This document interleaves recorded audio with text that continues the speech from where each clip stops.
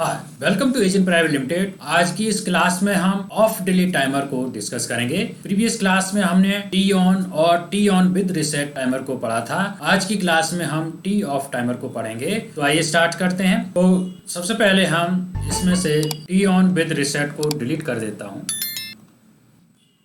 और यहाँ पर हम इसी टॉगल स्विच को इस्तेमाल करके टी ऑफ टाइमर को यहाँ पर ले लें और यहाँ टी ऑफ टाइमर नाम दे दें। तो ये हमारा टी ऑफ टाइमर हो गया और इसी पीटी को यहाँ पर पेस्ट कर देंगे ताकि हमको सेट पॉइंट अलग से देने की जरूरत न पड़े। एक ही जगह देंगे तो सेम टाइम इसके अंदर भी चला जाएगा और इसके अंदर ईटी में हम ET3 डाल देता हूँ और Y2 लैंप यहाँ पर इस्तेमाल और इसको एक बार टी ऑफ को समझेंगे, साथ ही साथ टी ऑन के साथ इसका कंपैरिजन भी समझेंगे। लोड करेंगे एक बार।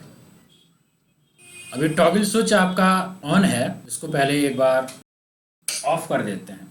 आप देख पाएंगे ये जैसे ही ऑफ था टॉगल स्विच तो Y2 लैंप ऑन हो गया था, लेकिन अभी तक ये ऑफ नहीं हुआ है। इसके अंदर 20 सेकेंड पड़े हुए हैं, 20 सेकेंड एलैप्स हो जाएंगे तब ये ऑफ होगा। तो ये काम कैसे करता है उसको थोड़ा सा ब्रीफ कर लेते हैं। टी ऑन टाइमर तो तब काम करता था जब इनपुट की कंडीशन फॉल्स से ट्रू होती थी, तो ये अपने टाइमर एक्शन में आ जाता था और अपनी काउंटिंग स्टार्ट कर देता था और जैसे ही एलैप्स टाइम पीटी के बराबर हो जाता था तो अपना क्यू को जनरेट कर देता। टी ऑफ के अंदर क्या है, टी ऑफ के अंदर पहला तो ये डिफरेंस है कि ये जो इनपुट की कंडीशन है वो ट्रू से फॉल्स जाएगी, तब इसका टाइमर काउंटिंग करना स्टार्ट करेगा और उस दौरान इस क्यू की वैल्यू जो है ऑन होगी। ये अपना आउटपुट तब रिलीज करेगा जब ईटी की वैल्यू पीटी के बराबर हो जाए, यानी कि जब कंडीशन इसकी ट्रू होगी तो उसी के साथ आउटपुट जनरेट हो जाएगा और जब इस इनपुट की कंडीशन फॉल्स होगी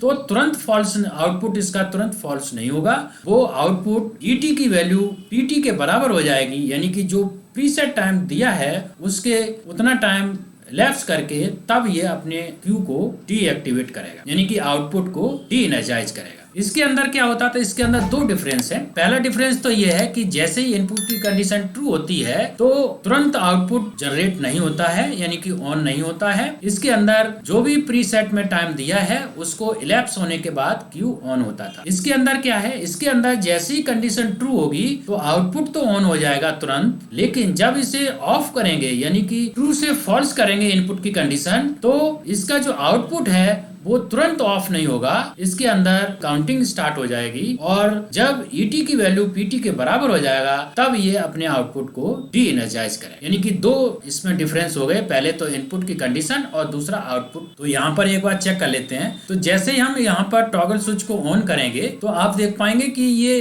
Y1 तो 20 सेकेंड के बाद ऑन होगा, लेकिन Y2 तुरंत ऑन हो जाएगा।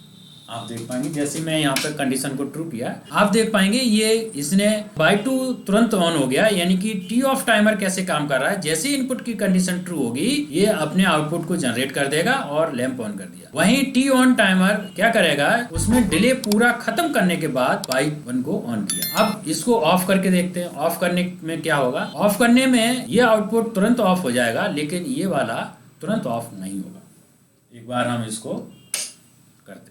देखिए जैसे ही हमने इस कंडीशन को फॉल्स किया, इनपुट की कंडीशन को, टी ऑन टाइमर के साथ जो आउटपुट कनेक्ट था वो तुरंत ऑफ हो गया, लेकिन टी ऑफ के साथ जो आउटपुट लगा था वो अभी तक ऑफ नहीं हुआ है। ये 20 सेकेंड के बाद ऑफ हुआ है। तो आज की क्लास में हमने टी ऑफ टाइमर को डिस्कस किया, साथ ही साथ हमने टी ऑन के साथ इसका कंपैरिजन भी किया। तो इस क्लास में बस इतना ही।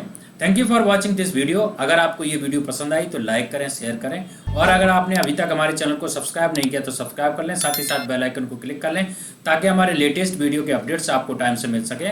और अगर आपका कोई क्वेश्चन है, कोई डाउट है तो नीचे कमेंट बॉक्स में पूछ सकते हैं। Thank you.